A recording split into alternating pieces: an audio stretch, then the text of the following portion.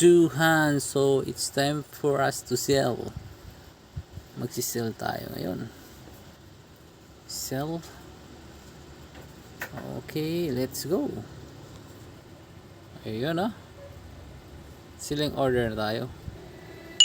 Aba, nakuha na yun Ang tanong, bakit ba tayo nag-sell dito within this area? For me, there's a reason why.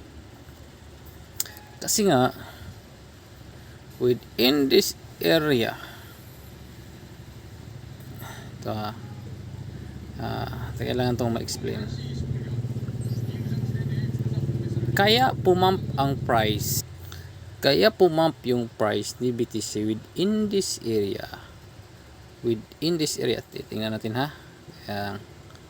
within this area. Kasi nakikita nito 1, 2, 3 resistant break, then balik siya dito. Then binalikan niya to at saka ito. Isang ibig sabihin niyan, itong area na to is valid to for upside position. Pero bakit ako nag-sell? Yan, mahalaga yan. Titingnan natin yung 1 hour. Sa bigger time frame yun. So within 1 hour is kailangan niyang pumunta dito. Ito dito. Or either ito yun makikita, either lagpasan niya tong within this area, kasi binalikan niya ito kasi ito yung mga may selling pressure to. Kapag ganito is ito 1, 2, pero konti lang ang pagbaba nito, kaunti lang.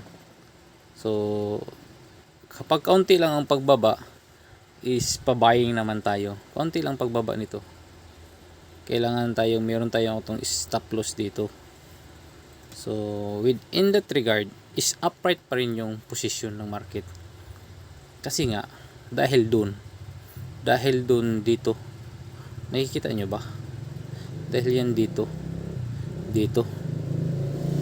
ayan, dito ito dahil yan dito for buying. Pero guys, meron din akong itatopic, bakit bumagsak ang market within this area ito. Babalikan natin yan. Kasi mahalaga talaga ang pag i-scan mo sa price, di ba? Di po ba? Mahalaga yan. Bakit bumagsak yung price within this area? Within that area. So, di ba dito? Kasi nga, may rejection yan. Titingnan na naman natin. Ayun na. Yun. Ayan. Dito kasi. Dito, nakapag-sell ako dito. Kita nyo ba yan? May sell dyan. May selling pressure dyan. Kasi sa aking pananaw, is itong point na to is rejection.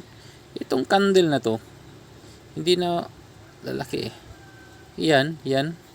May rejection kasi dyan Kaya nakapag-sell tayo dyan. So yun lang. Pabalikan niya itong video dito tapos pump siya. Yun ang pananaw ko. Let's go.